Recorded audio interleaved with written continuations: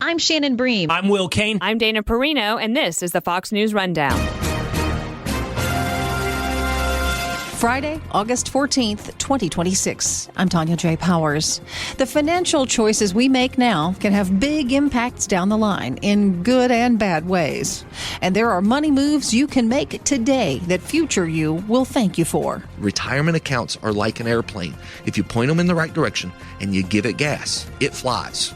Flying's not difficult. It's the landing part. Give it money and you will see it grow. This is the Fox News Rundown Evening Edition.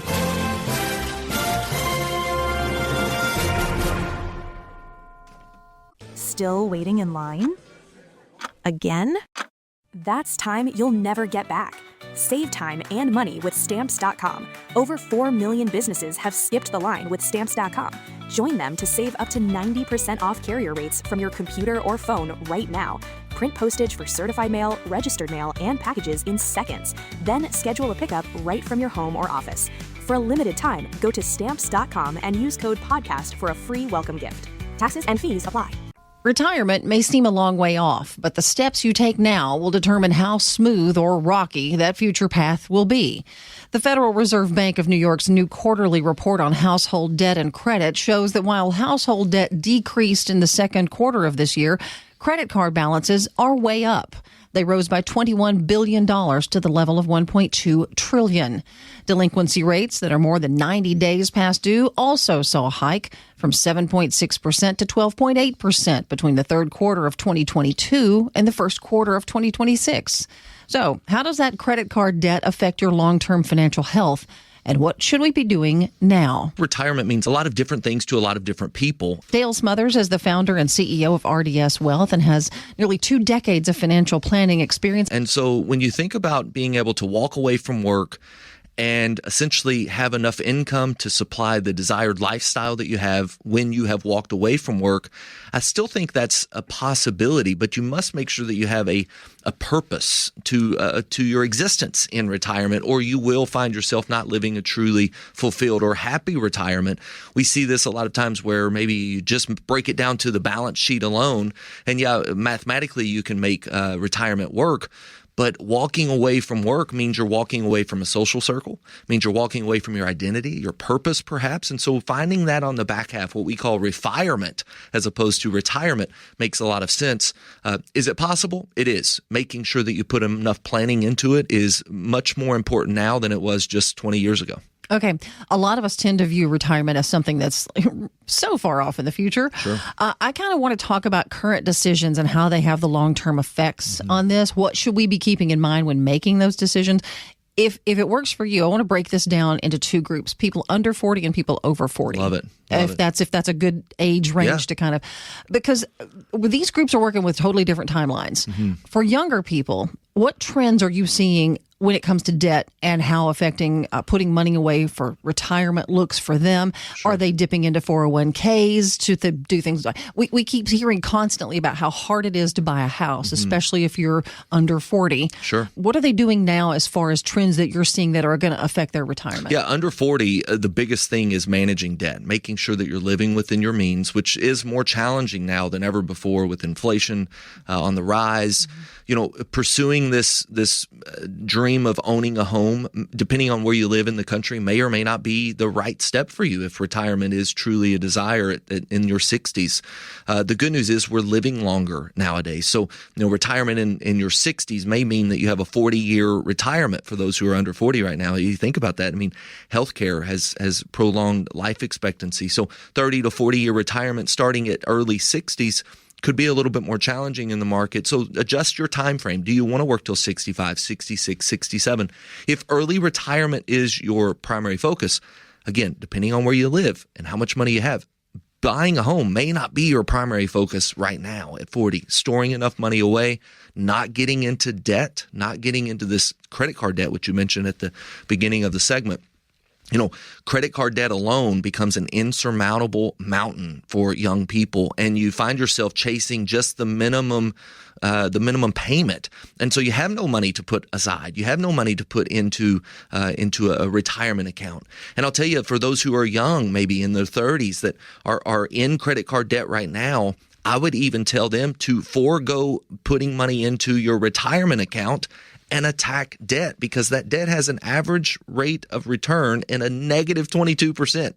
And what does that mean? Well, that means that your interest that's being charged to you is 22%. You've got a giant hole in this bucket of the debt bucket that is consistently leaking money, and you're trying to put it away into a market that may get you 10 or 11, 12% perhaps, depending on how much risk you take. So I think attacking debt first is the primary focus for those who are already in debt. Those who have not found themselves in debt, stay away from that. Use a credit card very diligently. Make sure you understand what you're buying, and I wouldn't spend a dime of money that you don't have in your bank account right now, even if it's on a credit card, if you can keep from it. Big mortgages on good debt, not a problem. Mortgage, student loan, not a huge problem there. Okay, student loans is exactly what I was about to ask about next, because there are so many.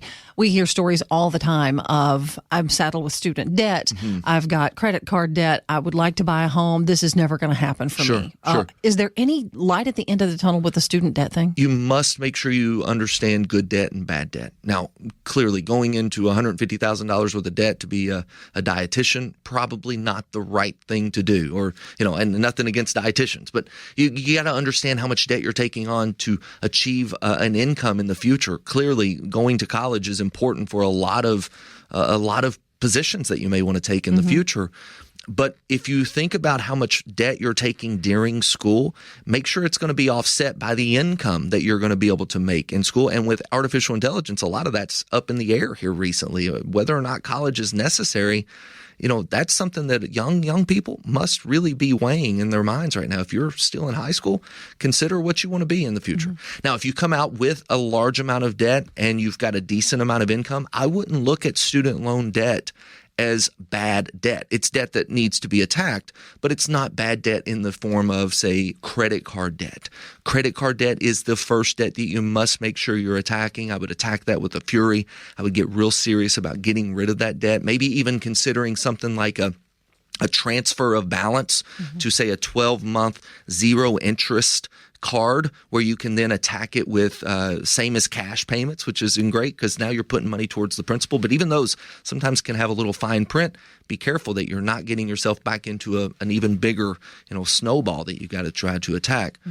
Taking on debt first and foremost must be the primary focus if you consider retirement, because at the end of the day, retirement's all about making sure that you have enough money stored away to then be able to pull out of that pool of money in your retirement lifestyle that you desire to sustain that lifestyle. Looking at those who are under 40, credit card debt, get rid of it. Student loan debt, manage it. Not against it, just manage it. Make sure you're doing the right things there. And then once you've got that squared away, also making sure that you've got life insurance in place, because if you don't make it till 65 and your family is left without any money at all, they're in trouble. Making sure that you've got disability insurance in place, making sure that you've got your health insurance in place, and if you do own a home, mortgage insurance in place, that homeowner's insurance.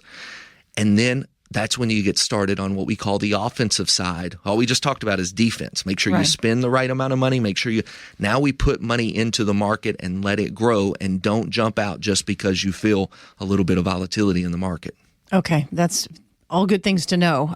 What is the number one thing you tell people? Like I'm talking about little things, because we've talked about a lot of big. These are big things to remember and to start with. And I'm glad you clarified the good debt and the manageable and all of that. For sure. What is the one little thing you tell people under 40? This is the thing that's going to make more of a difference than you realize. I think it's important to understand compound interest. It is the eighth wonder of the world. And if you give it time, it will do some magical things. And what does that mean? Well, that means, I would even recommend a book called The Latte Factor. And for the listeners out there, this particular strategy of just putting $5 a day. $5 a day does a huge difference. And the sooner you do it, the better. You can look at stories where one individual saves money for 7 years early in their life and lets it bake for 50 years versus one who starts 12 years later and invests for 40 plus years. And the one that invested only 7 years and just let compound interest do the thing, they have a lot more money.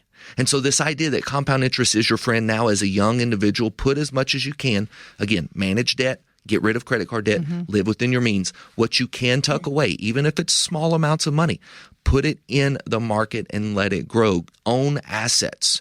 We see this K-shaped economy. For those who are under 40, if you want to be on the top of that K, the primary objective is for you to start owning assets. Okay. Explain a K-shaped economy, because we hear it all the time, and sometimes my eyes glaze over. What does that mean? Sure, explain this. So the idea is that there is the top of the K, which basically owns things, and they consistently see their net worth go higher with markets. And realistically, the top of the K doesn't really care for inflation being high. They're okay with that. They're not opposed to it because they got plenty of money. Yeah. They also have these assets that are appreciating in value. So the appreciation of that value essentially offsets what the bottom of the K is filling with inflation.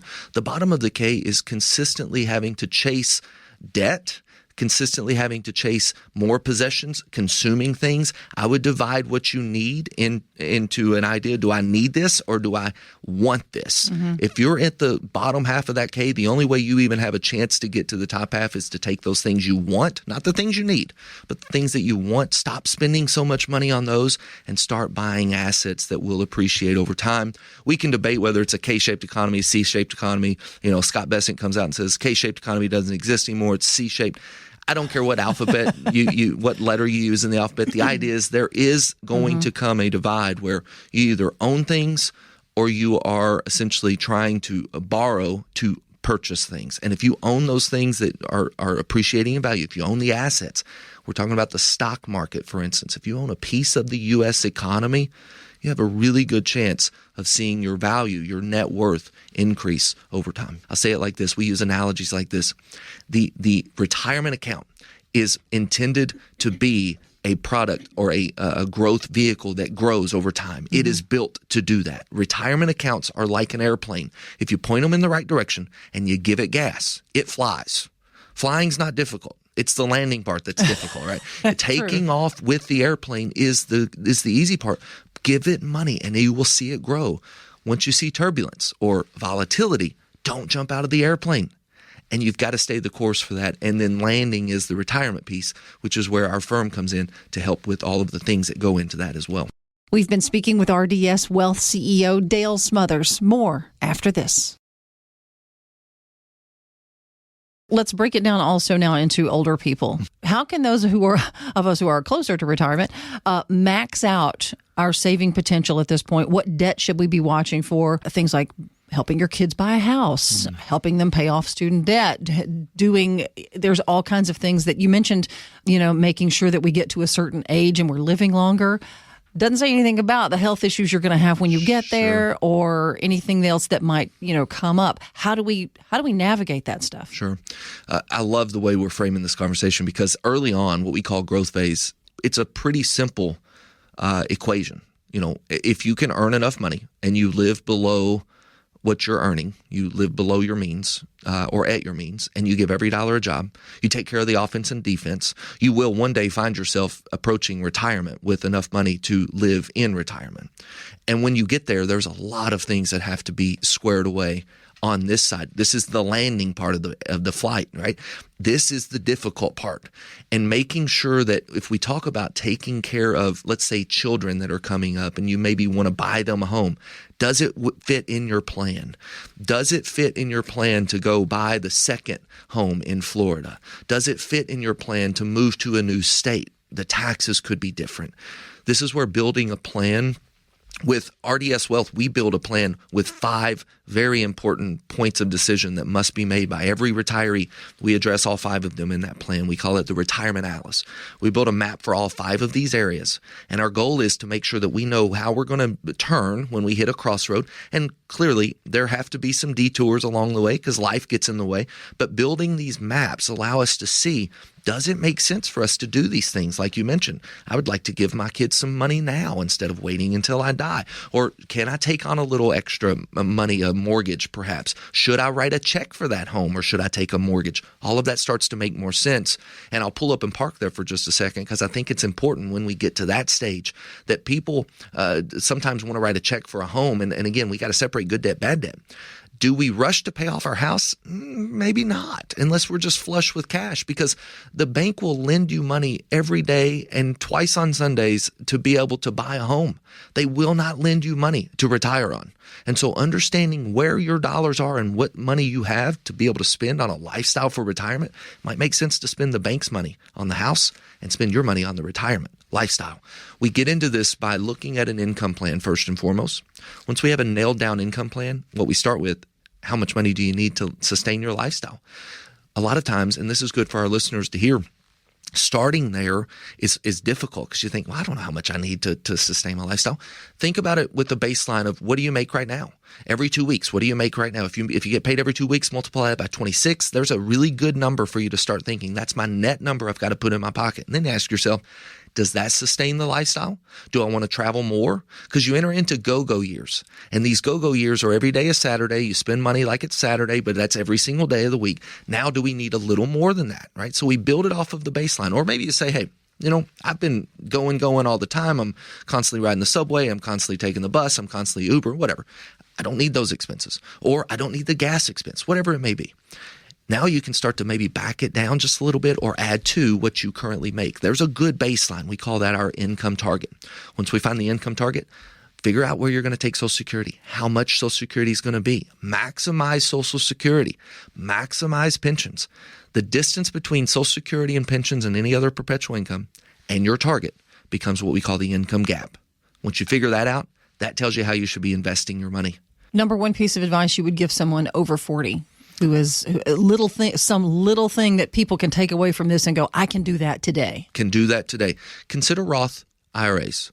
Consider Roth. A Roth IRA may or may not make sense in your plan, but thinking about if you're at a certain income level now, considering the Roth contribution or maybe even a Roth conversion, which is an altogether different strategy, could very easily lower taxes for you in retirement. Because when you enter into retirement, if you're 40 years old, this is different than if you're 60 years old. But when you're 60 and 65, 67, 70 years old, especially into required minimum distribution years, 73, it's not about how much money you make. It's about how much of that money you get to keep. And if you're not careful, you're going to be writing checks to the IRS that were absolutely unnecessary and could have been avoided if you had put proper plans into place at 40. So for those who are at 40, consider Roth conversions because it gives you tax diversification. Consider Roth contributions if you have access to those, especially in your 401k. And I'll give one more piece of advice that probably blankets those under and over 40. If you own a job, do not leave contributions at your 401k below the match. What does that mean? If they're matching you 6%, do everything you can to put 6% in. If they're matching you 3% at your place of employment, do everything you can to put 3% in. And with those contributions, it's okay to be aggressive. You could take a 50% loss in the stock market and still have every dollar that you put into that account. You put in 3, they put in 3. You got an immediate 100% rate of return, immediate. And now if the market's down 50% in the year, you still got your 3% that you put in. You can only do that, though, if you think about giving every dollar a job. So be conservative as you approach retirement. This is one of those over 40. Do it now. Consider being more conservative with the money you've already made. Be more aggressive with the money you're putting in on a daily basis. That's called dollar cost averaging. It's a powerful tool by itself. But when you put on a company match with 100% rate of return immediate, man, that's a powerful thing. And it does give a little bit extra secret sauce to that compound interest. This is going to be one of those episodes people are going to rewind and listen to more than once. Sure. Because you've given us a lot to think about, some great advice here. Thank you. And things that are easy to understand. You didn't make my eyes glaze over once, Dale, Good. and I got to say I'm proud of you for that. I stayed away from the K-shaped economy. Very good. You explained everything. Thank you. Yes. Thank you for coming to see us because this has been extremely helpful. Dale Smothers is the founder and CEO of RDS Wealth. Thank you for joining the Fox News Thank you Rundown for having us. And if you can't edition. tell, I'm very passionate about this. We love helping retirees do it successfully.